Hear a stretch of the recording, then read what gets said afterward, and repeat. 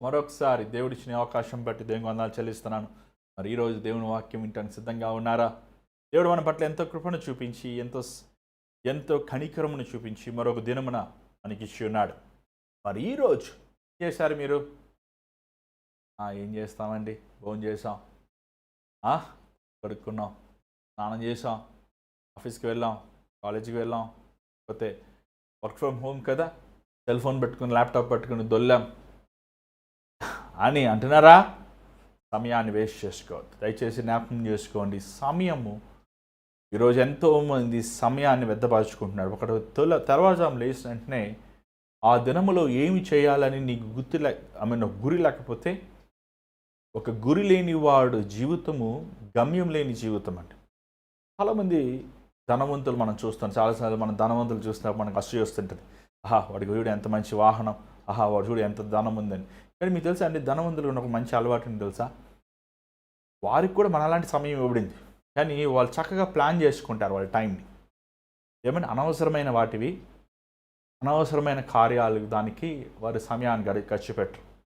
ఒకసారి ఒక car sales పర్సన్తో మాట్లాడుతూ, ఆయన ఇలాగ మేము చాలా ప్రీమియం కార్స్ నమ్ముతూ ఉంటామండి అని చెప్పి, మీరు ల్యాంబర్గిని, ఫెరారీ, ఏమండి ఇలాగా ఆడి, బెంజ్, పెద్ద పెద్ద కార్లు అడ్వర్టైజ్మెంట్ మీరు చూడరు టీవీల్లో అన్నాడు ఆయన. ఎందుకండి అని అడిగాను. ఎందుకంటే అలాంటి కార్లు కొనేవారు మొదటగా టీవీ చూడరండి. అలాంటి కార్లు కొనేవారు మొదటగా వాళ్ళు సెల్ ఫోన్లు చూడరు, పనిపాట లేని వాళ్ళు చూస్తుంటారని. 100% వాస్తవమే. ఈరోజు ఎంతోమంది సెల్ ఫోన్కి ఎడిక్ట్ అయిపోయి గంటలు గంటలు గంటలు ఏమండి విలువైన సమయాన్ని, విలువైన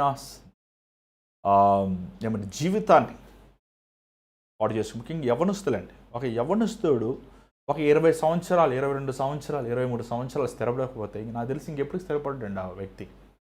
ఈరోజు ఇది మన దేశంలో ఒక దరిద్రత ఏంటంటే, ఈ గవర్నమెంట్ ఎగ్జామ్లు రాసుకుంటూ, లేకపోతే 24 సంవత్సరాలు వచ్చిన 25 సంవత్సరాలు ఇంకా తల్లిదండ్రులు చదివిస్తూ ఉంటుంటారు. అలాంటి పిల్లలు వారి జీవితం మనం చూసినట్లయితే వారు ఎప్పటికీ స్థిరపడరు. చూడండి, నీకు 20 సంవత్సరాలు వచ్చినాయి, నన్ను అడిగితే నదేంట 20 ఇయర్స్ వస్తే పార్ట్ టైం జాబ్ చూసుకో, నీ ఫీజు నువ్వు కట్టుకో, చదువుకో. ఏమండి, నా 19 సంవత్సరాలప్పుడు నేను ఉద్యోగంకి వెళ్ళిపోయాను. నా మొదటి జీవితం 5,000 రూపాయలు మాత్రమే. కానీ నేను అనుభవంతో చెప్తున్నానండి, 5,000 సంపాదించినా మన ఇంట్లో ఒక ముద్ద అన్నం తిన్నప్పుడు ఆ సుఖమే, ఆ ఫీలింగే ఒక ఆనందంగా ఉంటుంది. ఈరోజు తల్లిదండ్రులు వృద్ధాప్యములు ఉంటున్నప్పటికి కూడా వారిని పీక తిని, వారిని ఇంకను వారి రక్తంని పిండి ఫీజులు కట్టించుకొని, ఏమండి ఆ స్టడీస్లో ఫెయిల్ అవుతూ, సరే నువ్వేమన్నా గోల్డ్ మెడల్ కొడితే ఓకే, ఏమండి అలాట పల మార్కుల కోసం వాళ్ళు ఇబ్బందులు పెట్టి, ఏడిపించి, ప్రయాస పెట్టి వారిని ఇలా బాధ పెడతాం అనేది సరైనది కాదు. చూడండి, సెల్ఫ్ సఫిషియెంట్గా ఉండాలి. ఈరోజు యవనస్తులు కష్టపడి పనిచేసిన ఇష్టపడతలేదు, సెల్ ఫోన్స్కి ఎడిక్ట్ అయిపోయారు. ఒకరి తర్వాత ఒకరు ఒక ఫోను లేదా 2 ఫోన్లు ఎడిక్ట్ అయిపోయారు. ఈరోజు ఎంతోమంది యవనస్తులను చూస్తుంటాను, అదే చాలా బిజీగా ఫోన్లు పెట్టుకుని గేమ్స్ ఆడుతుంటారు, వాట్సాప్లో మాట్లాడుకుంటారు, వీడియో కాల్స్ మాట్లాడుకుంటారు. కొన్నిసార్లు నాకు దేవుడు ఫోన్ ఇచ్చాడు, ఆ ఫోన్ పొద్దున స్టార్ట్ చేశానంటే ఒక 10 గంటలకి 11 గంటలకి ఇంకా సాయంకాలం వరకు ప్రేయర్ కాల్స్ వాసిపోతూనే ఉంటాయి. ఏమయ్యా అంటుంటాను మాతో ఉన్న వాళ్ళు, ఏంటయ్యా మీరు ఆ ఫోన్ పెట్టుకొని సేవకు వచ్చానంటారు, దేవుని సేవకుల దగ్గర ఉంటారు, ఎప్పుడు చూసినా ఆ ఫోన్ పట్టుకొని అలాగ సమయాన్ని వేస్ట్ చేసుకుంటారేంటి? సరే, మీరు ఎవరికైనా ప్రార్థిస్తే, ఎవరికైనా మీరు దేవుని గురించి బోధిస్తుంటే ఓకే, అర్థం లేదు, ఒక అర్థం ఉంది. మరి నాన్నగారి పరిచర్యలో రోజుకి 2,000 ఫోన్ కాల్స్ వస్తాయండి. ఆ ఫోన్ కాల్స్ ఎవరు ఎత్తరు, ప్రార్థన వీరులు అంటారు. కానీ మీరు చాలామంది అంటుంటారు, ఇక్బాల్ గారికి ఎన్నిసార్లు ఫోన్ చేసినా ఎత్తరు. ఎందుకంటే ప్రార్థన అంటే ఎవడు చేస్తాడు అన్నిసార్లు అంటుంటారు కదా. కానీ నా జీవితంలో నేను సేవకు వచ్చాక నేను ఎవరితో ఇది పంచుకోలేదు. మా నాన్నగారు నాకు మొదటగా ప్రేయర్ నెంబర్ ఇచ్చాడు. చాలా సంవత్సరాలు ఆ ప్రేయర్ నెంబర్ ఎత్తేవాడు. రోజుకి 100 మందికి 200 మందికి ప్రార్థన చేసిన రోజులు కూడా ఉన్నాయి. ఆ ప్రార్థిస్తున్నప్పుడు దేవుడు అభిషేకాన్ని నేను పొందుకున్నానండి. చాలామంది అంటున్నారు, అన్న మీలాంటి వరాలు మాకు కూడా కావాలి, ఎలా దొరుకుతాయి అంటుంటారు. మనం ఇతరుల కోసం ప్రార్థించినప్పుడు దేవుడు ఆ వరాలు ఇస్తుంటాడు. సో మీ ఫోన్ జాగ్రత్తగా వాడండి. మీ ఫోన్ మిమ్మల్ని నరకానికన్నా పరలోకానికన్నా కూడా తీసుకువెళ్తుంది. సరిగా వాడితే అది ఉపయోగకరంగా ఉంటుంది, లేకపోతే అది నీ ఆత్మను నరకానికి తీసుకువెళ్తారు. అనవసరమైన మాటలు, అనవసరమైన బంధువులతో మనుషులతో తిన్నావా తాగావా అనవసరమైన వ్యర్థమైన మాటలు. ఈరోజు ఈ సెల్ ఫోను ఎంతో లక్షలు పెట్టి కొనుక్కుంటున్నారు మనుషులు ఫోనుని. బైబిల్ని ఒక 100 రూపాయలు పెట్టి కొనుక్కోమంటే అంటున్నారు, కానీ ఫోన్ లక్షలు పెట్టి కొనుక్కొని మళ్ళీ దాన్ని రీఛార్జ్ చేసుకుని తన్నుకుని గుద్దుకుని ఎంత రవస చేసుకుంటున్నారో జీవితాన్ని. ఏమైనా దేని బిడ్డలారా, మనం అలా ఉండకూడదు. మనం ఆత్మీయానుసారమైన వారుగా ఉండాలి. కాబట్టి ఈరోజు ఒక ముఖ్యమైన అంశం మీతో మాటలను ఆశిస్తున్నాను. ఎఫెసీ గ్రంథంలో 4వ అధ్యాయంలో నుంచి క్రీస్తులో మన ఏకమైన స్థితి, యూనిటీ ఇన్ క్రైస్ట్, లేకపోతే యూనిటీ ఇన్ క్రైస్ట్, ఏకమైన స్థితి అనే గురించి మనం మాట్లాడదాం, మనం ధ్యానిద్దాం.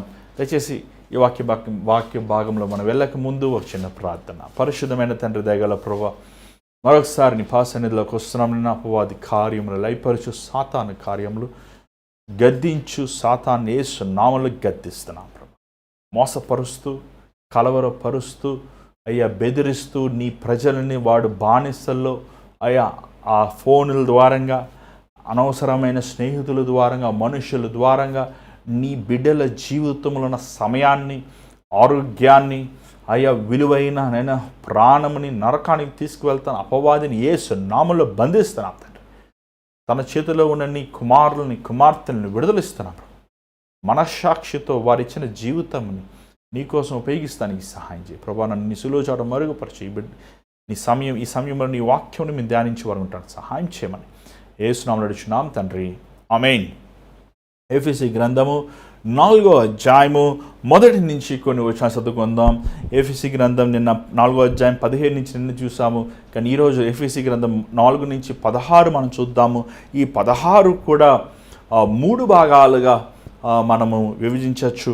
మొదటి భాగము ఎఫెసీ గ్రంథం 4వ అధ్యాయం మొదటి నుంచి చదవండి. కాబట్టి మీరు సమాధానమును బంధము చేత ఆత్మ కలిగించు ఐక్యమును కాపాడుకొనుటయందు శ్రద్ధ కలిగిన వారై ప్రేమతో ఒకనినొకడు సహించుచు మీరు పిలువబడిన పిలుపునకు తగినట్లుగా దీర్ఘశాంతంతో కూడిన సంపూర్ణ వినయముతోనూ సాత్వికముతోనూ నడుచుకొనవలెనని ప్రభువును బట్టి ఖైదీనైన నేను మిమ్మును బతిమాలుకొంచున్నాను. చాలు. ఇక్కడ పౌలు ఎఫెసీ సంఘానికి చాలా ఒక ప్రత్యేకమైన ప్రసంగం చెప్తున్నాడు. మొదటి 3 అధ్యాయాలు ఎఫెసీ గ్రంథం మనం చూసినట్లయితే దేవుని మహిమ, దేవుని శక్తి, దేవుని గొప్పతనము, దేవుని ప్రణాళికలు, ఆలోచనలు మన పట్ల అని చెప్పాడు. 4వ అధ్యాయం నుంచి చూసినట్లయితే తను is more focus to live rightly, మనం యథార్థముగా జీవించాలి, మనము సరిగా జీవించాలి అనే మాటలు తను చెప్తున్నాడు. ఇక్కడ మొదటగా తను ఇక్కడ ఒకటి అంటున్నాడు, 2 మాటలు పౌలు మనతో మాట్లాడుతున్నాడు. ఆ 2 పదాలు ఏంటంటే దీనముగాను సాత్వికముగాను మీరు ఉండాలి. హంబుల్ అండ్ జెంటల్, తెలుగులో ఏముంది అది? సాత్వికము, సంపూర్ణ వినయముతోను సాత్వికముతోను. హంబుల్ అండ్ జెంటల్, సంపూర్ణమైన వినయముతోను సాత్వికముతోను. వినయము, సాత్వికము, ఎప్పుడన్నా విన్నారా ఈ మాటలు ఎక్కడన్నా?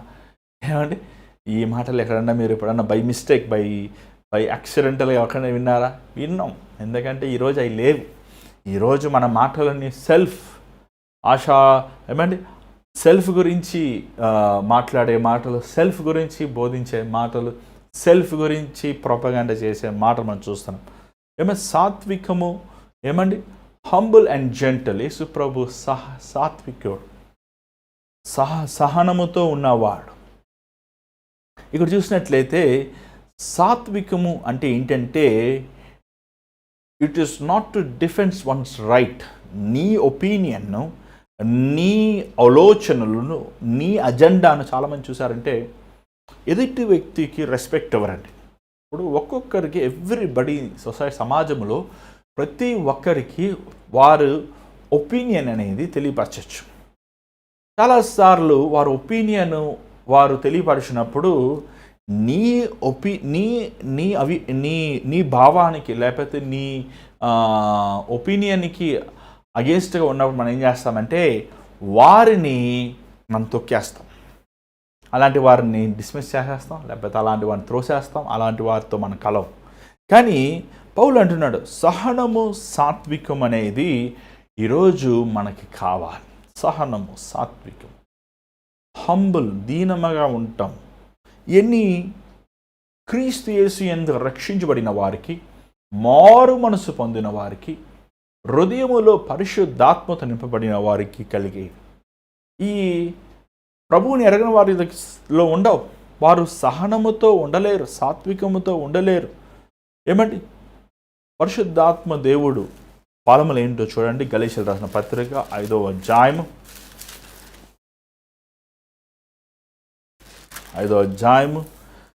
22వ వచనం. అయితే ఆత్మఫలం ఏమనగా ప్రేమ, సంతోషము, సమాధానము, దీర్ఘశాంతము, దయాళుత్వము, మంచితనము, విశ్వాసము, సాత్వికము, ఆశానిగ్రహము. దీనత్వము, దయాళత్వము, సహనము, ఏమండి ఈ మూడు అక్క చెల్లెలు లాంటివి, లేకపోతే అన్న తమ్ముడు లాంటివి. దీనత్వముగా ఉన్నవాడంతా ఏమన్నా చాలామంది చాలా దీనులుగా ఉన్నట్టు నటిస్తుంటారు. అది కాదు, ఆ దీనం కాదు. అలాంటి వాళ్ళు చాలా జాగ్రత్తగా ఉండాలి. దీనంగా నటించేవారు ఏమండి నీ కాళ్ళ దగ్గర గొంట తవ్వుతారు అంటారు మా నాన్నగారు. దీనంగా నటించేవారు కాదు, దీనంగా జీవించేవాడు. దీనంగా సహనముతోనూ ఏమండి జెంటిల్నెస్, ఏమంటే ఒక ఒక ఒక పరిస్థితిని, ఒక సిచ్యువేషన్ని మనము దాన్ని నిదానంగా ఆలోచించి దానిని మనము ఏమండి వారిని బాధ పెట్టకుండా, లేకపోతే విసిగించకుండా, లేకపోతే వారిని కృంచపెట్టకుండా, వారిని ఎగతాళి చేయకుండా నీ హృదయములో దేవుడు పెట్టిన ఆలోచనని పంచుకునేది అనేది చాలా ఉత్తమైనది. ఈరోజు చాలాసార్లు మన జీవితాల్లో సమాధానం ఉండట్లేదు. అపవాది ఎట్లున్నాడో తెలుసండి. ఈరోజు భార్య భర్తల మధ్య, అన్న తమ్ముళ్ళు, అక్క చెల్లెళ్ళు, ఏమైనా స్నేహితుల మధ్య వాడిని పక్కవాడిని పడగొట్టి మనం రావాలి. దీన్ని నేను తెలుసుకుంటే నాకు చాలా రోజులు పట్టిందండి. నేను లోకంలో ఉద్యోగం చేసేటప్పుడు ఇది కామనే. ఏంటంటే లోకంలో వాడిని పడగొట్టేసి మనం రావాలి, మనం ఎట్టని ఇరికిచ్చేయాలి, కసి పెట్టేసుకున్నాం వాడిని. కసి పెట్టుకొని ఇంకా అసలు ప్లాన్ వేసామంటే ఇంక అయిపోవాలి అనమాట. వాడు చోటు ఖాళీ అయిపోవాలి. ఏమంటే అది లోకం అలా ఉంటుంది. కానీ ఈరోజు సంఘములో రక్షించబడిన మారు మనసును పొందిన దేవుని బిడ్డల మధ్య, దేవుని రక్తముల ద్వారా కడగబడిన దేవుని జనం మధ్య, ప్రభు వల్ల పాలు పొందుతున్న ఏమండి దేవుని కుమార్తెల మధ్య ఈరోజు అపవాది సంబంధమైన ద్వేషము, ఈర్ష, పగ ఉంటే మనం చూడగలుగుతున్నాం. తగ్గించుకుంటాం అనేది మానవుడు పాడైపోయిన ఆదాముకి స్వభావం కలిగిన వాడికి అసాధ్యం. అంటే తగ్గించుకోలేం. మనము తగ్గించుకోలేం. మనము హెచ్చించుకునే స్వభావం కలిగి ఉన్నవాడు. నేనే గొప్ప, నాకే అంత వచ్చు, నేనే మెరుగైనవాడు, నేనే మంచివాడిని. ఇలాంటి వాడిని చాలామంది చూస్తుంటాం. గర్విష్ఠులు వీరు. నేనే మంచి. కొంతమందికి ఎట్లా ఉంటుందంటే నేనే గొప్ప అని గర్విష్ఠులు. కొంతమంది నేను ఎంత దీనునో, నేను ఎంత అడ్జస్ట్ అయిపోయి వెళ్ళిపోతానో అనే, నేను చాలా మంచిదాన్ని అనే గర్వం కూడా ఉంటుంది. ఏమంటే ఈ గర్వము ఇది రూపంలో మారిపోతుంటుంది. పరిస్థితులు తగ్గట్టు అది అపవాది సారూప్యములు తిరుగుతుంటుంది. ఇది అపవాదే. గర్వం కూడా ఒక సాతానుగాడు. సాతాను చేసిన మెయిన్ లూసిఫర్ గాడు లిటరల్గా ఎవరి హృదయంలో గర్వం ఉందో వాడు లూసిఫరే. మాటల్లో కొంతమంది గర్వం ఉంటుంది, క్రియల్లో కొంతమంది గర్వం ఉంటుంది, చూపుల్లో కొంతమంది గర్వం ఉంటుంది. ఇక్కడ అంటున్నాడు, పౌలు అంటున్నాడు, మీరు ఓర్చుకోండి, దీనముగా సహనముతో ఉంటూ ఓర్చుకోవాలి. ఓర్చుకుంటాం అంటే ఇంగ్లీష్ బైబిల్లో ద లాంగ్ సఫరింగ్ అంటే నువ్వు ప్రతికూలము నువ్వు రివెంజ్ని ఏమంటాం తెలుగులో, నువ్వు పగ తీర్చుకోవచ్చు, కానీ తీర్చుకోకుండా నువ్వు సహించుకుంటున్నావంటే దానిని సహనం అంటారు. ఈ సహనముతో కూడిన ఏమంటే ప్రేమ. చాలామందికి ప్రేమ అంటే చులకన అయిపోయింది. ప్రేమ అంటే యేసయ్య నిన్ను ప్రేమిస్తున్నాను, ఆమేన్. యేసయ్య మనల్ని ప్రేమిస్తున్నాడు, ఆమేన్. అబ్బాయి అమ్మాయిని చూసి నిన్ను ప్రేమిస్తాను, హల్లెలూయా. ఏమండి, భార్య భర్తను చూసి నిన్ను ప్రేమిస్తాను, ఓకే. అంటే ఏంటి ప్రేమ? అంటే ఏంటి? మొగుడు కొడితే తట్టుకోలేరు, మొగుడు కొట్టాడు నన్ను కొట్టుకేసేస్తాను, మరి ప్రేమిస్తారన్నా. మరి అంటే అదేంటిది? ఆ ప్రేమ వెళ్ళిపోయిందా? ఒక దెబ్బ లాగి కొట్టాడు, సరే కొట్టాడు, తప్ప అయిందే, అయిపోయిందా ప్రేమ? ఒక దెబ్బ కొడితే తట్టుకోలేకపోతే మరి నేను అంటే నాకు చాలా ఇష్టం, నువ్వు లేకపోతే నేను బతకలేను, అయిపోయింది. ఎంత డైలాగులు! ఏమండి, నీ భార్యకి నువ్వు ఏమండి ప్రేమించలేకపోతున్నావు, లేకపోతే నీ భార్యని పోషించలేకపోతున్నావు, అంతేనా? అయిపోయిందా? నువ్వు నాకు వద్దు, నువ్వు వచ్చిన దగ్గర నుంచి నాకు అన్ని సమస్యలే, నాకు బాధలే, నువ్వు వెళ్ళిపో, ఏమండి, అంతేనా? ప్రేమ అయిపోయిందా? ఈరోజు ప్రేమ అంటే అండి ఇద్దరు పని చేయాలండి. What's not one person's rule. ఈరోజు మన దేశంలో, భారతదేశంలో చాలామంది పురుషులు అవనవ్వండి, స్త్రీలు అవను, కొంతమంది స్త్రీలు మహాతల్లిలు 2 చేతులు దండం పెట్టచ్చు. పొద్దుటే ఉద్యోగానికి వెళ్తారు, ఆఫీస్కి వెళ్తారు, పిల్లలకి వండి పెడతారు, మళ్ళీ ఇంటికి వస్తారు, మళ్ళీ చాకరీ పనులు చేస్తారు, మరలా పొద్దున్నే ఇస్తారు. ఆ పురుషులు వాడిని తినేసి తాగేసి ఆ చీరల బాటలు ఆడేసి గబ్బు రవసలు చేసి అప్పులు చేసేస్తారు. మళ్ళీ ఆ మహాతల్లిలే మళ్ళీ తీరుస్తూ పిల్లల్ని పోషిస్తూ చదివిస్తూ. ఏమండి, అదేం ప్రేమ? కొంతమంది సహోదరులు కూడా అంతే. ఏమండి, శుభ్రంగా ఆయన ఊరు అమ్మట తిరిగి కష్టాలు పడి సంపాదించి వస్తే ఈయన శుభ్రంగా చీరలు కొనుక్కుంటుంది, ఏమండి అనుభవించుకుంటుంది, సొంత ఇష్టానుసారంగా బతుకుద్ది, బాధ్యత తీసుకోదు, అక్కర తీసుకోరు. చాలామంది సహోదరులు చెప్తుంటారు, అయ్యో ఇంటికి వెళ్తామే భయం వేస్తుంది అన్న, వచ్చే జీతం అంతా ఖర్చు పెట్టేస్తుంది, 2 రోజులు ఖర్చు పెట్టేస్తుంది నా భార్య. ఎంత భయంకరం! ఏమండి, ప్రేమతో నిండి ఉన్నవాడు నీ భాగం కాంట్రిబ్యూషన్ ఉండాలి. ఏమండి, నీ భార్య వివాహం చేసుకుంటున్న మాత్రాన నీ భర్తను నువ్వు మేపాలి, లేకపోతే నీ భార్యను నువ్వు మేపాలి, లేకపోతే నీ బిడ్డలను నువ్వు మేపాలి, అది ఎక్కడ రూల్ ఏం లేదే. 50-50 పార్ట్నర్స్. 10,000 రూపాయలు అద్దె అనుకో, 5,000 రూపాయలు నువ్వు కట్టాలి, 5,000 రూపాయలు నీ భార్య కట్టాలి. ఏమండి, సమమం కట్టాలి, సమముగా ఇద్దరు కలిసి చదివించాలి. ఒకళ్ళ మీద భారం వేసినప్పుడు ఏమైపోద్దంటే, చూసారు చాలాసార్లు చూస్తుంటాను నేను అలాంటి వాళ్ళు. పాపం భారం అంతా ఆయన మోస్తుంటాడు, ఆమెమో ఇంట్లో పెత్తనం చేస్తూ ఉంటుంది, ఆయన గుండెపోటు చచ్చిపోతాడు, చివరికి ఆమె మీద పడద్దు అంతకలి. ఏమండి, చాలాసార్లు మనము పంచుకోలేని వారిగా ఉన్నాం. సంఘములో కూడా అంతే. సంఘములో భరించే వారంగా ఉండాలి. మనం ఒకరిని భరించాలి. క్రీస్తు ఎలా మనల్ని భరించారో మనము భరించేవారుగా ఉండాలి. నీ భాగము, నీ వంతు, సంఘములో నీ వంతు బాధ్యత నువ్వు చేయాలి.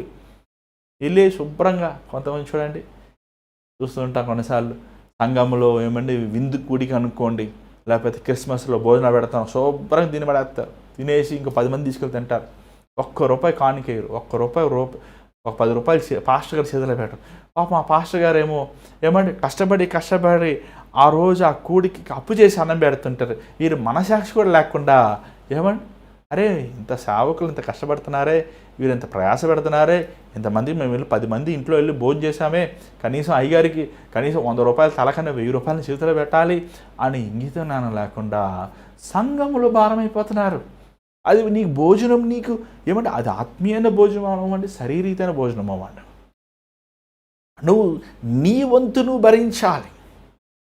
చూడండి, ఈరోజు సంఘములో మనము బలహీనమైన వారు ఉంటారండి, ఖచ్చితంగా బలహీనమైన వారు ఉంటారు. వారికి ఉద్యోగాలు ఉండవు, వారు వికలాంగులుగా ఉంటారు, వారు అనాథలుగా ఉంటారు, వారు విధవరాళ్ళు ఉంటారు. అలాంటి సమాజంలో, అలాంటి సంఘంలో అలాంటి వారికి నీవు ఏం చేయాలి? దేవుడు నిన్ను బలపరిచినప్పుడు అలాంటి వారిని భరించాలి. వ్యక్తిగతంగా వెళ్ళి సేవకులు, అయ్యా ఇలాంటి వారు మన సంఘంలో ఉన్నారు, వీరికి మనము అధికంగా సహాయం చేద్దాం, ఇదిగోండి అయ్యా నా వంతు ఇదిగోండి అయ్యా అని నువ్వు ముందుకు వెళ్ళాలి. అది పౌలు గారు చెప్తున్నాడు, ఈ మాటలు చెప్తున్నారు. మనము ఏక మనసుతో సంఘములో ఏక మనసు ఉన్నప్పుడు, సంఘములో విశ్వాసుల మధ్య ధనవంతుడు పేదవాడు, పెద్ద కులము చిన్న కులము, చదువుకున్నవాడు చదువు లేనివాడు అని వ్యత్యాసాలు సంఘములో ఉంటే ఆ సంఘము అపవాది నిలయము. సంఘములో తగ్గించుకోవాలి. చదువుకున్నవాడు చదువులేనివాడి దగ్గరికి వెళ్ళి దీనముగా ప్రేమగా మాట్లాడాలి. సంఘములో పెద్దలు వెళ్ళి కొత్తవారిని పలకరించాలి. సంఘములో నాయకులు వెళ్ళి దేవుని ఎరగిన వారిని ప్రేమతో ఆహ్వానించాలి. చూడండి, ఆ తగ్గింపు మనసు ఉన్నప్పుడే మనం సంఘమును ఒక క్రీస్తు సంఘముగా మారుతుంది. పౌలు ఈ మాటలు చెప్తూ 4వ వచనం చదవండి దయచేసి.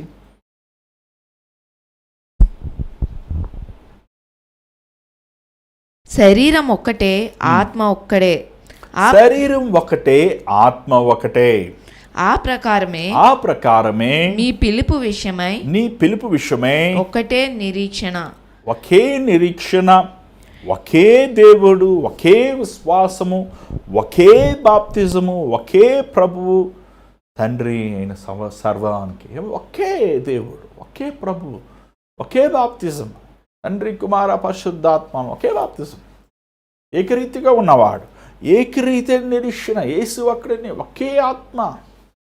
మనం ప్రభు వాళ్ళు తీసుకుంటున్నాం, మందిరంలో తీసుకుంటున్నాం కదా, అదే ద్రాక్షరసం ఆయన తీసుకుంటున్నాడు, యేసు రక్తాన్ని, అదే యేసు రొట్టెని నువ్వు తీసుకుంటున్నావు, నీ పక్కింటి ఆమె తీసుకుంటుంది. మరి ఎందుకు కొట్లాట్లు మీ ఇద్దరి మధ్య? నీలో ఉన్న రక్తం వేసేది, నీలో ఉన్న శరీరం వేసేది, ఆమెలో ఉన్నది వేసేది. యేసు ప్రభు ఒక శరీరం, ఒక ఆత్మ, ఒక నిరీక్షణ, ఒక ప్రభువు మనలో ఉన్నప్పుడు మనలో ఎందుకు సమాధానము లేదు? చూడండి, అదే 4వ వచనం చూడండి, 4వ అధ్యాయం 4వ వచనం మనం చూస్తున్న మాటలు. ప్రభు ఒక్కడే, విశ్వాసం ఒక్కటే, బాప్తిస్మం ఒక్కటే. 4వ వచనం 3వ వచనం చదవండి దయచేసి. 4వ అధ్యాయం 3వ వచనం చదవండి. మీరు పిలువబడిన పిలుపునకు తగినట్లుగా దీర్ఘశాంతంతో కూడిన సంపూర్ణ వినయంతోను సాత్వికముతోను నడుచుకొనవలనని ప్రభువుని బట్టి ఖైదీనైన నేను మిమ్మును బతిమాలుకొంచున్నాను. శరీరం ఒక్కటే, ఆత్మయు ఒక్కడే. ఏమో తెలుగులో లేనట్టుంది అది. ఆత్మ, the unity of spirit through the bond of piece. Make every effort to keep unity of the spirit. దేవుని ఆత్మ మనల్ని సమాధానముతో బంధిస్తుందండి. ఈరోజు సంఘముల్లో సమాధానం లేదు. ఎందుకంటే ఒకే దేవుడు అయినప్పటికీ, ఒకే విశ్వాసం అయినప్పటికీ, ఒకే నిరీక్షణ అయినప్పటికీ, ఒకే ప్రభువు అయినప్పటికీ, ఒకే బాప్తిజం అయినప్పటికీ, ఒకే ఆత్మ అయినప్పటికీ, ఒకే తండ్రి అయినప్పటికీ మనలో సమాధానము లేదు. ఎందుకంటే మన హృదయముల్లో ఒకే దేవుని ఆత్మ లేడు కాబట్టి. ఏ దేవుడు? కొంతమంది యెహోవా దేవుడు అంటారు, కొంతమంది యేసు ప్రభు దేవుడు అంటారు, కొంతమంది పరిశుద్ధాత్మ దేవుడు అంటారు. ఏంటండి వారి ముగ్గురు ఒకటే. అది చూడండి, ఈ సంఘాలు మీరు చూడండి, కొట్లాట్లు, సిద్ధాంతాలు. ఊర్లో ఎన్ని సంఘాలు ఉంటాయి, ఊర్లో ఎన్ని సంఘాలు ఉంటే అన్ని గొడవలు. ఏంటయ్యా? అన్ని సంఘాల పైన సిలువే కదా ఉంది, అన్ని సంఘాల పైన క్రీస్తే కదా ఉన్నాడు. ఒకే దేవుడు కదా, తండ్రి అయిన దేవుడు, కుమారుడు, పరిశుద్ధాత్ముడు ఏకరీతిగా ఉన్నాడు కదా. మరి ఈ విభేదాలేంటి? ఈ వ్యత్యాసాలేంటి? ఇందుకు మీలో ఏక మనసు లేదు అని పౌలు ఎఫెసీ సంఘములో ఉన్న వారికి ఈ మాటలు తెలియపరుస్తున్నాడు. దాని తర్వాత చూడండి 7వ వచనం చదవండి. అయితే మనలో ప్రతి వానికిని క్రీస్తు అనుగ్రహించు వరము యొక్క పరిణామం చొప్పున కృపయ్యబడను. అందుచేత ఆయన ఆరోహణమైనప్పుడు చెరను చెరగా పట్టుకొని పోయి మనుషులకు ఈవులను అనుగ్రహించనని చెప్పబడి ఉన్నది. ఆరోహణమాయనగా ఆయన భూమి యొక్క క్రింది భాగములకు దిగిననియు అర్థమిచ్చుచున్నది కదా.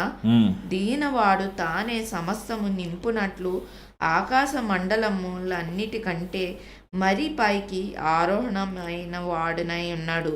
చూడండి, ఇక్కడ మీరు ఒకటి అర్థం చేసుకోవాలి. ఇది చాలా కాంట్రడిక్టింగ్గా కొంతమంది బోధిస్తుంటారు. యేసుప్రభు నరకానికి వెళ్ళాడా, యేసుప్రభు నరకంలో సంఖ్యలు తింపాడు. అది కదా. యేసుప్రభు సర్వాధికారం కలిగి ఉన్నవాడు. ఈ వచ్చిన మనం అర్థం చేసుకోవాలంటే మొదటగా కీర్తనలు 139 అర్థం చేసుకోవాలి. ఎలాంటి తెప్పండి, బైబిల్ తెప్పండి. కీర్తనలు 139.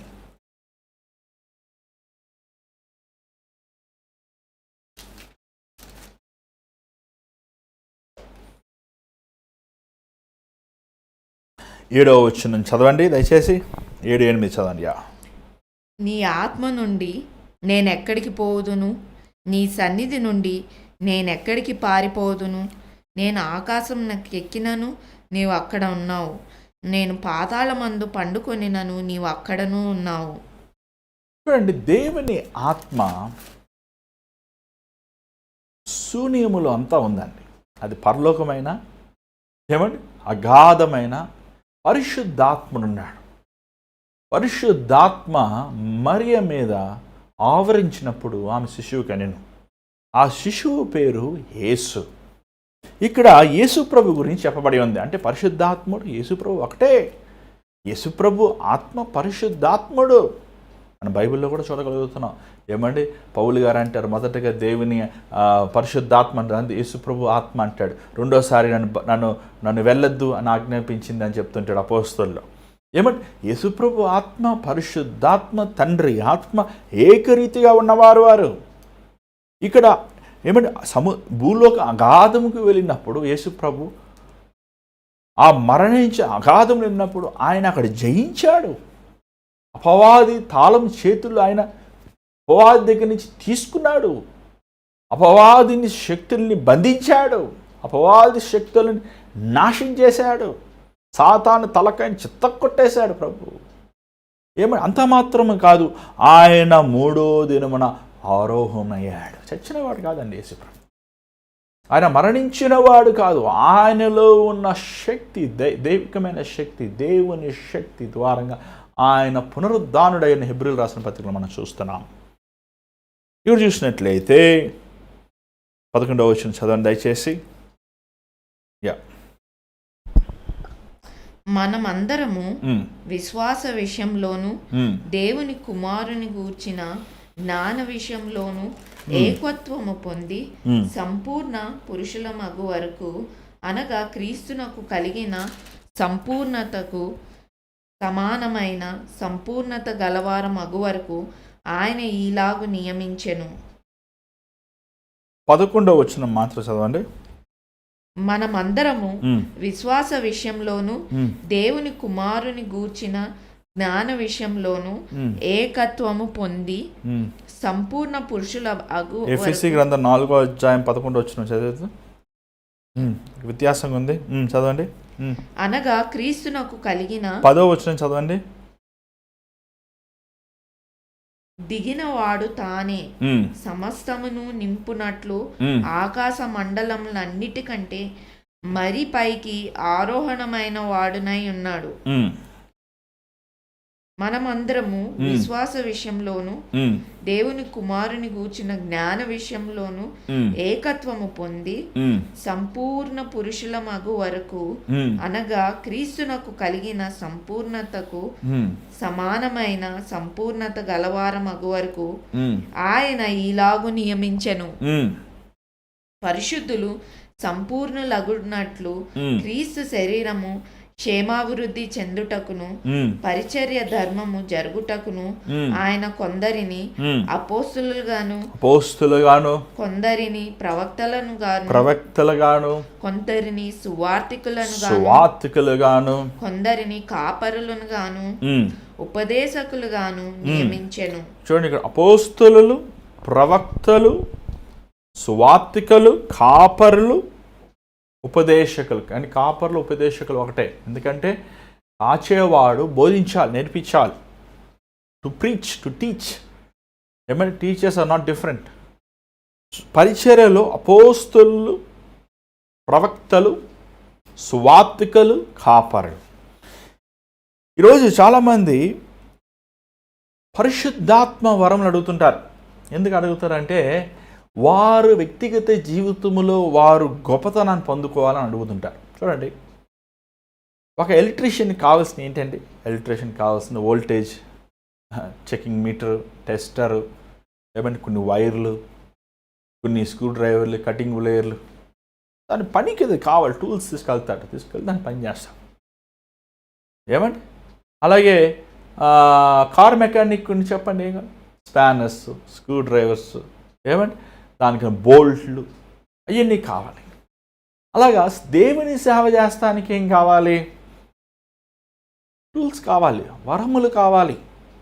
ఏమని? వాక్యోపదేశం వరం కావాలి, వాక్యము ద వర్డ్ ఆఫ్ నాలెడ్జ్ కావాలి, ప్రవచన వరం కావాలి, స్వస్థత వరం కావాలి, ఆశ్చర్యమైన కార్యాలు చేసే వరం కావాలి, భాషలు మాట్లాడే వరం కావాలి. ఏమండి ఈరోజు మనము వరాలు అడుగుతున్నాం. చాలామంది ఎందుకు అడుగుతున్నావు వరాలు? నువ్వు సేవ చేయాలని ఇష్టపడతలేదు, సేవకు రావాలని ఇష్టపడతలేదు, సేవలో నివసించాలని ఇష్టపడతలేదు, నువ్వు సేవకుడుగా అవ్వాలని నీకు ఇష్టం లేదు, దేవుడిని పిలిచినప్పటికీ నువ్వు సేవలో ఉండాలని ఇష్టం లేదు, కానీ నీకు వరాలు కావాలని అడుగుతున్నావు. ఎందుకు అడుగుతున్నావు? ఎందుకు నీకు కావాలి వరాలు? అంటే నీ గొప్పతనాన్ని బూస్ట్ చేసుకున్నాక వరములు అనేవి దేవుడు తన సేవకులకి తన పొలములో మందలో గొర్రెలతో పనిచేస్తానికి కావలసిన కృపను దేవుడిచ్చిన్నాడు. గిఫ్ట్స్ అంటే కృప. యాక్చువల్గా వర్డ్లో గిఫ్ట్స్ అనే మాట లేదు. ఆత్మ వరములు అనేది వరము అని ఉంది ఇంగ్లీష్, తెలుగులో. కానీ English the gifts of holy spirit అనే గిఫ్ట్స్ అనే వర్డ్ లేదు ఎక్కడ. ఇట్ ఈస్ గ్రేస్ అని ఉంది. కృప. దేవుడు తన సేవకులకి కొన్ని వరములు ఇచ్చాడు, కృపను చూపించాడు. ఎందుకంటే తన రాజ్యాన్ని కడటం కోసం. నీ రాజ్యాన్ని కట్టుకోవడం కాదు, నీ మందిరం, నీ సంస్థ, లేకపోతే నీ పిల్లలు, నీ కుటుంబం, అది కాదు. దేవుని రాజ్యాన్ని కడటానికి దేవుడు వరములు ఇచ్చాడు. ఈ వరములు ఎవరికి ఎలా ఇచ్చారంటే ప్రభు అపోస్తులు అనేవాడు ఒక ప్రత్యేకమైన రాయబారి. తన అపోస్తులు కాలు పెట్టిన స్థలం చర్చ్ అవుతుందండి. అపోస్తులు ఒక చాటుకి నిలబడి ప్రార్థిస్తే అది సంఘం అవుతుంది. ఆది ఉన్న అపోస్తులు అంతే. అపోస్తులు వెళ్ళిన ప్రాంతం ఎడారిగా ఉంటుంది, ఏముండదు, ఖాళీ, ఎంటీ.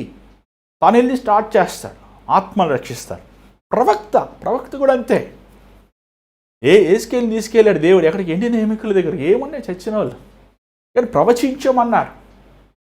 అపోస్తలులు, ప్రవక్తలు, పరిచర్యలు, సంఘములు ఒక క్యాడర్ ఎక్కువ. అంటే బైబిల్లో చూడండి, ఎఫెసీ గ్రంథం 2వ అధ్యాయం 20వ వచనం చూడండి ఒకసారి.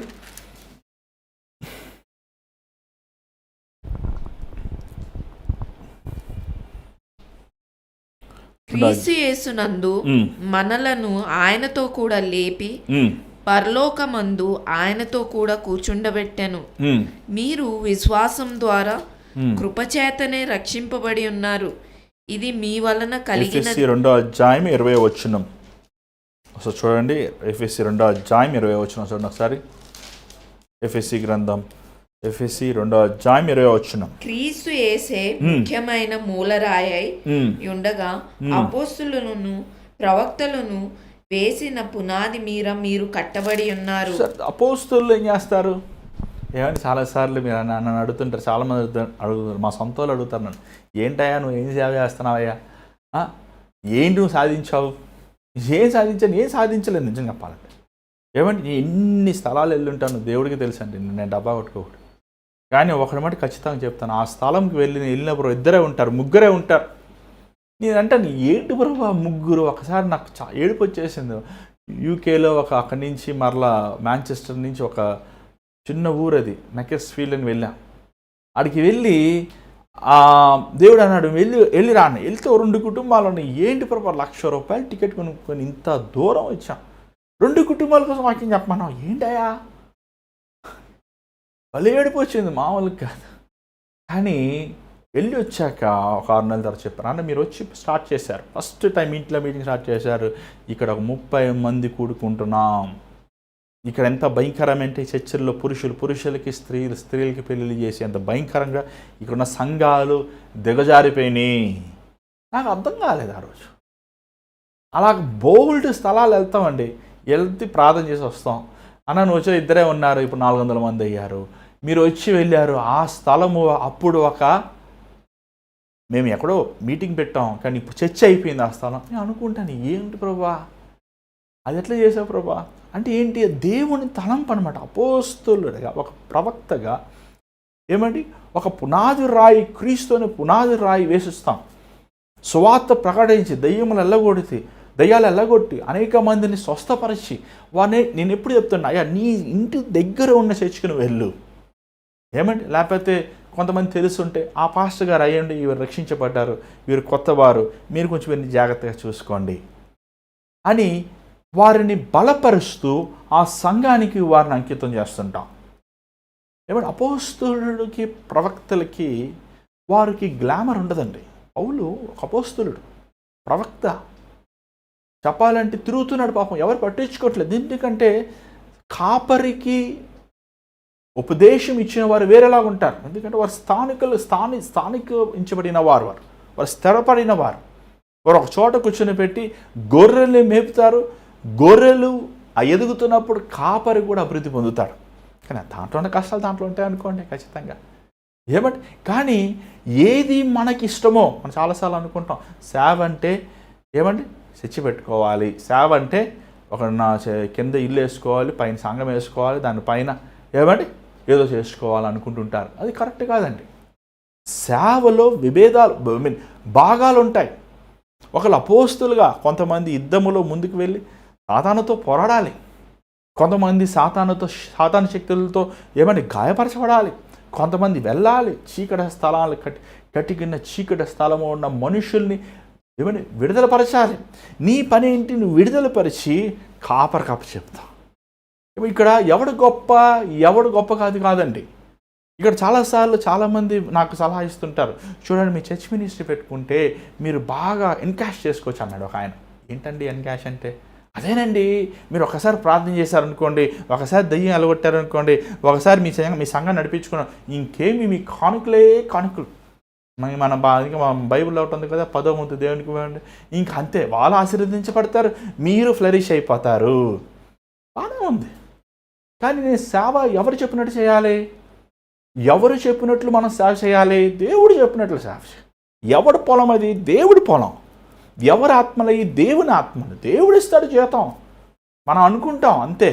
ఏమండి, సంఘం పెట్టుకుంటేనే మనం అలా కాదు. ఒకవేళ ఈ లోకములో మనకేమి లేకపోయినా పరలోకములో దేవుడు చిత్తములో చేసిన సేవకులకి ప్రత్యేకమైన, మనం ప్రార్థిస్తున్నప్పుడు దేవుడు ఒక దర్శనం చూపించాడండి.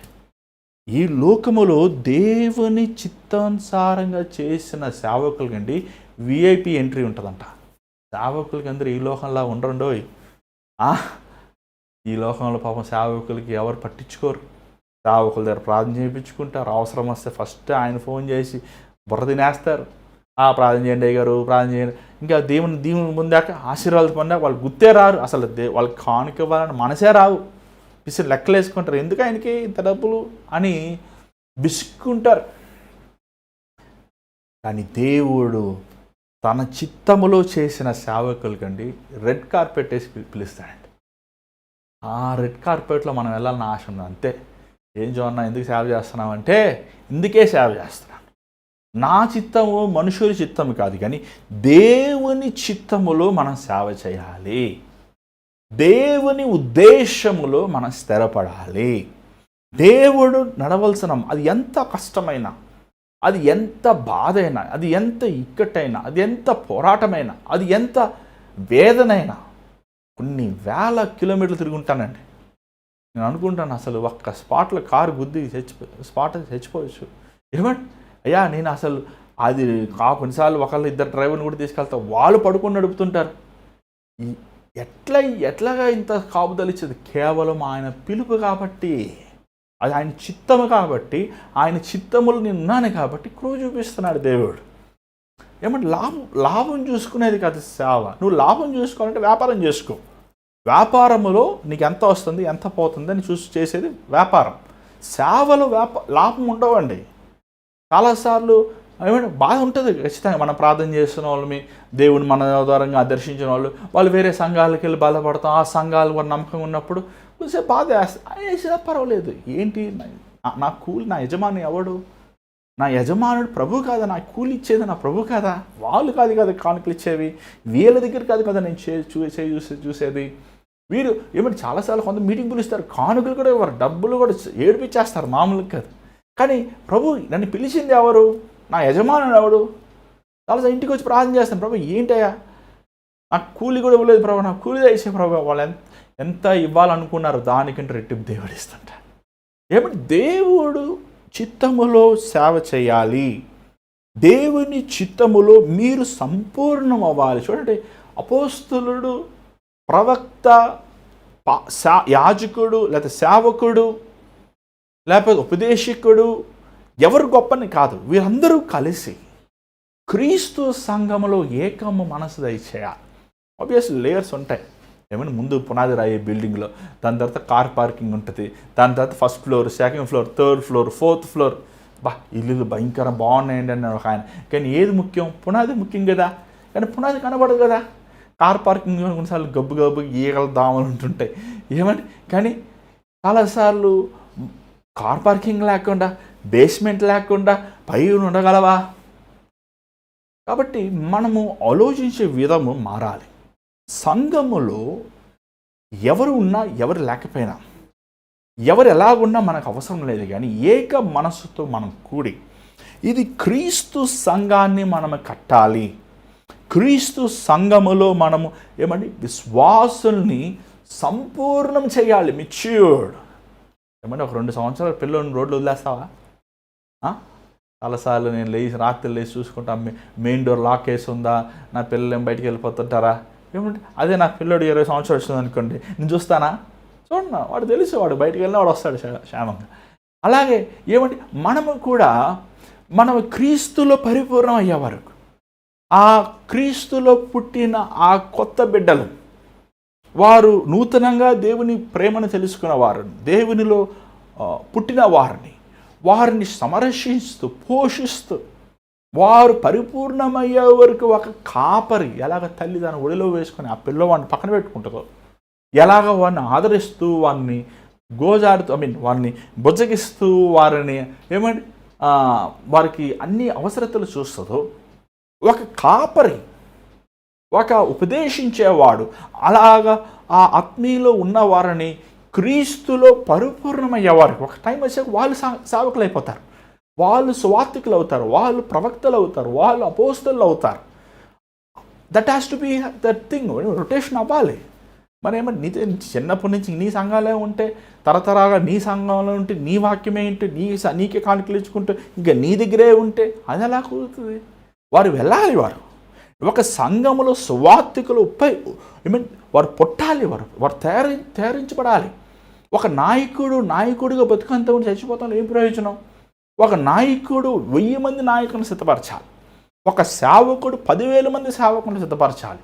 ఒక సంఘంలో నుంచి సంవత్సరానికి కనీసం 100 మంది సేవకులు వెళ్ళాలి. ఏమంటే ఎక్కడికి వెళ్ళినా పాస్టర్ లేరండి ఆసిపోతున్నాయి చూడు. ఏమండి సేవకులు లేరండి, చర్చ్ ఉంది, ఒక ఆయన చర్చ్ ఉందండి, ఎక్కడ స్థలం ఉందండి, కానీ పాస్టర్ గారు లేరండి. ఆత్మలు ఉన్నాయండి, పాస్టర్ గారు లేరు. ఇక్కడ ఏ దేశం ఏ చోటకి వెళ్ళినా ఇదే మాట్లాడుతున్నాం. సేవకులు కావాలి మనకి. సేవకులు ఉద్యోగం చేసుకునేవారు సేవకులు కాదండి. దయచేసి మీరు బాధపడవసరం లేదు. ఉద్యోగం చేసుకున్న వాళ్ళు సేవకులు అసలే కాదు. అపోస్తలులు, ప్రవక్తలు, ఏమండి కాపరులు, ఉపదేశకులు, సువార్తికులు. ఈ సువార్తికుల్లో ఇంకో టర్మ్ యాడ్ చేసి లే ప్రీచర్స్ అంటారు. వీళ్ళని లే ప్రీచర్స్ అంటే వీరు ఏమని వారు ఖాళీ సమయంలో సువార్త పరిచయలో పాలు పొందేవారు. మేబీ వారు సేవలో సువార్తను ప్రకటించేమో కానీ సంఘములో రొట్టెని విరుస్తాము కానీ, సంఘములో బాప్తిజాలు ఇస్తాము కానీ, సంఘములో గొర్రెల్ని అభిషేకిస్తాము కానీ వారిని మేపుతానికి ఏం మాత్రము దేవుడు హక్కు ఇవ్వలేదండి. చాలామంది అంటారు పౌలు దీరములు కుట్టాడు కదా. ఏమండి పౌలు అక్విలా ప్రిస్కిల్లా వారితో సంవత్సరన్నర ఉన్నారండి.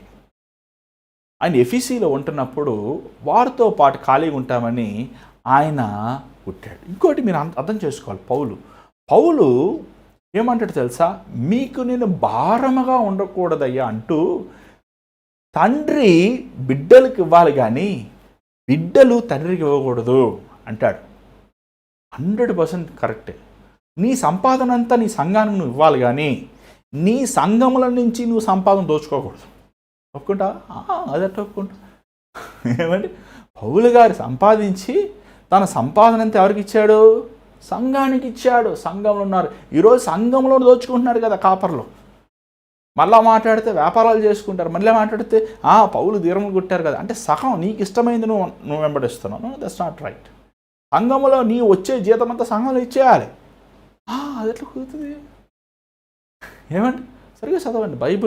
బైబిల్లో కొత్త నిబంధన పౌలు ఒక్కరే కనబడుతున్నారండి మనకి అలా చేసింది. మిగిలిన శిష్యులు ఎవరు కనబడతలేదు, అలాగ ఇంక ఎవరు కనబడతలేదు. మన పౌలు కూడా మీరు మన జాగ్రత్తగా పౌలు జీవితాన్ని మనం ధ్యానించాలి. ఎందుకంటే పౌలు క్రీస్తుతో పాటు అంచులంచులుగా తను పవిత్రపరచబడుతున్నాడు.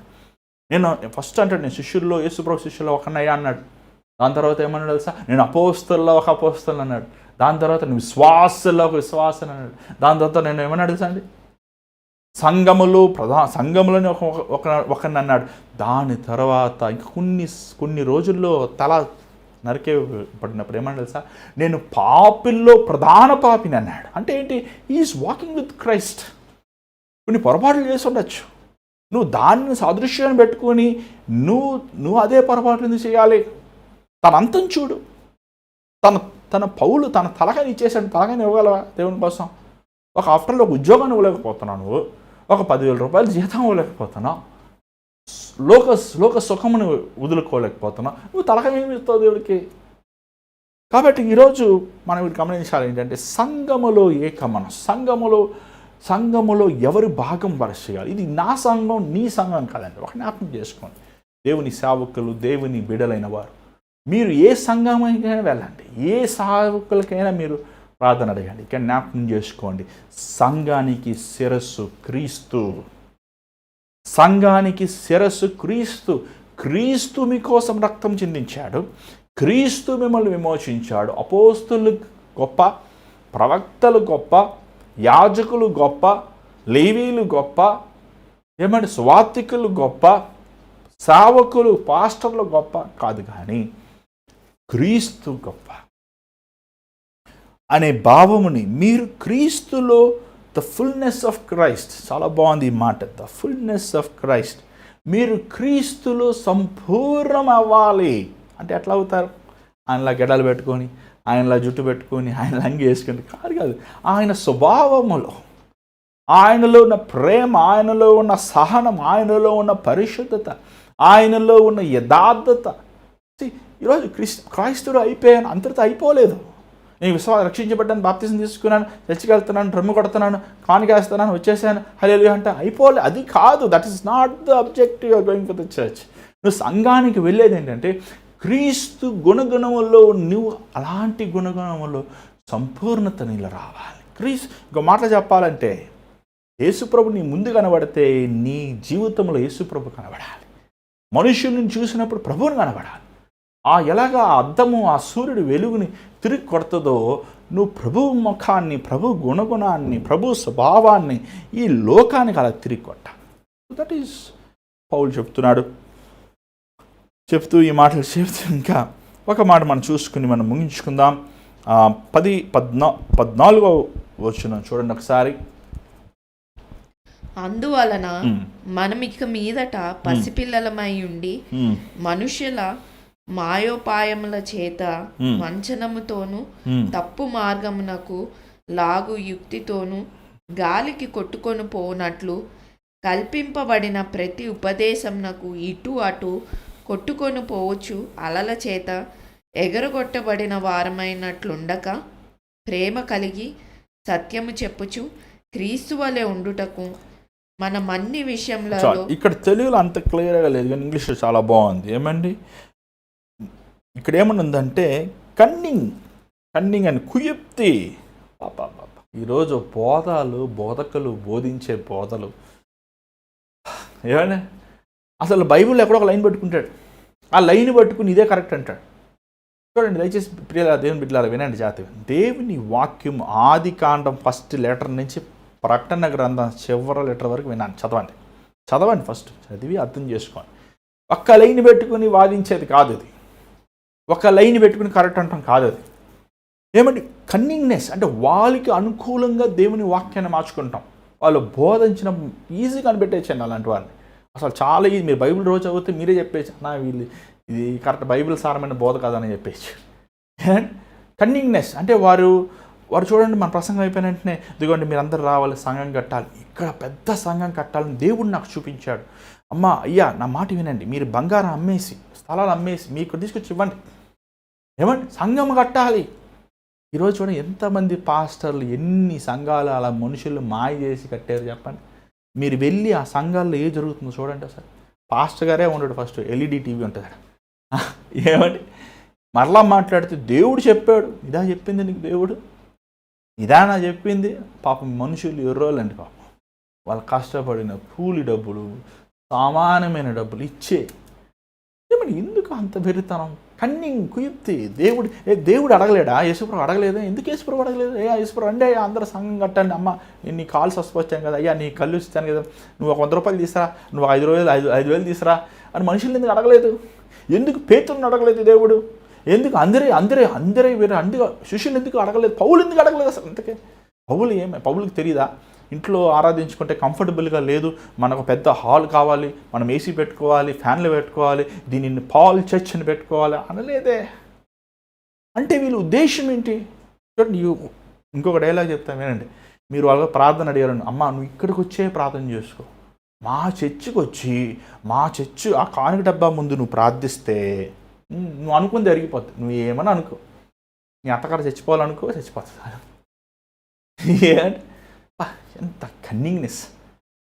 చాలాసార్లు మీరు ఎంతోమంది ప్రార్థిస్తాను దయ్యాలలో కొట్ట, సరే ఇప్పుడు దయ్యాలలో కొడతాం ప్రభా, ఎక్కడున్నారమ్మా అన్నా మేము వస్తామన్నా, మీరు ఎక్కడున్నారు చెప్పండి మేము వస్తాం. సరేలే మీరు ఎక్కడ, నేను ఎక్కడ వస్తాను, నేనే వస్తానులే అమ్మా చెప్పండి అమ్మ వస్తానని. ఏమంటే ఈ వస్తానని చెప్పి ప్రార్థన చేస్తాను. ప్రార్థన చేసిన వెంటనే 99% దయ్యాలు పోతాయి. నేను అనుకుంటా ఏంటి ప్రభా ఇంతసేపు మీరు ఇక్కడికి వస్తారా, నేను ఇక్కడికి వస్తానా, ఇక్కడికి వస్తారా అక్కడికి వస్తారా అనుకున్నావు. నువ్వు అన్ని చోట్ల ఉన్నవాడు అయ్యా, అన్ని చోట్ల ఉన్నవాడు. ఒకసారి ఎవరో ఫోన్ చేశారు కాకినాడ, అన్న మాకు దయ్యం పట్టింది, మీరు కాకినాడ తీసుకుని మేము కాకినాడ నుంచి రమ్మంటారా హైదరాబాదు, లేకపోతే మీరు వస్తారా? ఎందుకమ్మా అంత ప్రయాస, మళ్ళీ మీరు ట్రైన్ ఎక్కి బస్సు ఎక్కి రావాలి, మళ్ళీ ఇక్కడ ఏదైనా రూమ్ బుక్ చేసుకోవాలి. ఎందుకు? పరిశుద్ధాత్ముడు కాకినాడలో ఉన్నాడు, హైదరాబాద్లో ఉన్నాడు. మనం ప్రార్థన చేస్తాం, ఫ్రీ అయిపోయారు, క్లియర్ అయిపోయింది. ఏమండి ఇంకా సులభమైపోయింది చెప్పాలంటే నాకు. ఎందుకంటే మళ్ళీ ఎవడెక్కుతాడు బస్సు, మళ్ళీ ఎవడెక్కుతాడు ట్రైను, మళ్ళీ ఎవడెక్కుతాడు ఫ్లైట్. దేవుడు కార్యం చేస్తాడు, దేవుడు చేసేది కుయుక్తి, తంత్రం. ఏమండి ఇంగ్లీష్ వైపు the craftiness of the people in the deceitful schemes అంట. స్కీమ్స్ పెడుతున్నారు ఈరోజు. మీకోసం ప్రార్థన చేయాలంటే 100 రూపాయలు, నీ అబ్బాయి 10th పాస్ ప్రార్థన చేయాలంటే 200 రూపాయలు, నీ మనవడు కోసం ప్రార్థన చేయాలంటే 500 రూపాయలు, నీ మనవడు డాక్టర్ అవ్వాలంటే 2000 రూపాయలు కట్టమ్మా నా సంవత్సరం నీకెందుకు మేము ప్రార్థనలు చేసి ఫోటోల మీద చేతులు పెట్టి అబ్బా అనాయింటింగ్ చెప్పేసి వచ్చేస్తుంది. మనుషులు అయ్యా బాబు సరే అది ఆ ప్రార్థన నువ్వు చేసుకుంటే దేవుడు వినడా చెప్పు? ఆయన ఫోటో పెట్టి 2,000 రూపాయలు కడితేనే ప్రార్థన చేస్తాను దేవుడు ఉంటాడా? నువ్వు చేసిన అయ్యా నా బిడ్డను డాక్టర్ చేయడా? ఆయన నీకు నాన్న కదా? ఏంటంటే మనుషులు ఏమండి ఇవన్నీ వ్యాపారం అండి, ప్యూర్ స్కీమ్స్. ఇంగ్లీష్ బైబిల్ ఉంది క్రాఫ్టీనెస్ ఏమంటాం తెలుగులో? అంతరము, కుయుక్తితో కూడిన స్కీమ్స్. ఈరోజు పాస్టర్ గారు చిట్ ఫండ్లు తీసుకుంటాం ఏంటంటే నాకు అర్థమే కాలేదు. మనం ఒకసారి ఒక విశ్వాసం అన్నాడు, అయ్యా నేను వడ్డీ వ్యాపారం చేస్తాను. సరేనే వడ్డీ వ్యాపారం. పాస్టర్ గారు వచ్చారన్న, పాస్టర్ గారికి అర్జెంటుగా ఒక 20 లక్షలు కావాలన్నారు. 20 లక్షలు అర్జెంటుగా కావాలంటే నేను చిట్ ఫండ్ చేస్తున్నానని చెప్పి అయ్యగారికి 4 తీసుకు ఇచ్చాను. ఇంతవరకు 5 సంవత్సరాలు ఏందన్నా, ఒక్కరోజు ఇంట్రెస్ట్ లేదు, అడ్రస్ లేదన్న పాస్టర్ గారు చిట్ ఫండ్లు ఏంటి? పాస్టర్ గారు అప్పులు చేస్తామేంటి? పాస్టర్ గారు ఏమంటే మీరు బ్యాంక్ మేనేజర్ గారండి, మీ బ్యాంకులో మాకు లోన్ వస్తుందా అంటాం ఏంటి? అసలు అర్థమే కావట్లేదండి. అసలు చర్చి ఎవరిదండి? దేవుడిది. చర్చి కడితే దేవుడు కట్టుకోవాలి. దేవుడు కట్టుకున్న డబ్బులు ఇవ్వడా మనకి? సహాయం చేయడా? అర్చన్ టైలర్ గారు అన్నారు ఏమని, దేవుని చిత్తములో చేసే సేవకి దేవుని సహాయం కొదువుగా డబ్బులు రాకపోతే అర్థం ఏంటి? దేవుని చిత్తం కాదండి. అప్పుడు కంగారు పడతాం ఏంటి? అబ్రహాం కంగారు పట్టి ఇష్మాయిల్ తెచ్చుకున్నాడు. ఇప్పటికే తలకాయపోటే నువ్వు చర్చి కడతావు, ఆ చర్చి ఇప్పటికే తలకాయపోటే అయిపోద్ది నీకు. ఆగు, దేవుడిస్తాడు. దేవుడు ఇచ్చే వరకు ఆగాలి. అంత ఓపిక లేదండి మనుషులకి రాజు. ఏమండి ఇంకా కొంతమంది అంటే నన్నే అబద్ధ బతుకులు అంటారు. ఇంకేం చేస్తాం?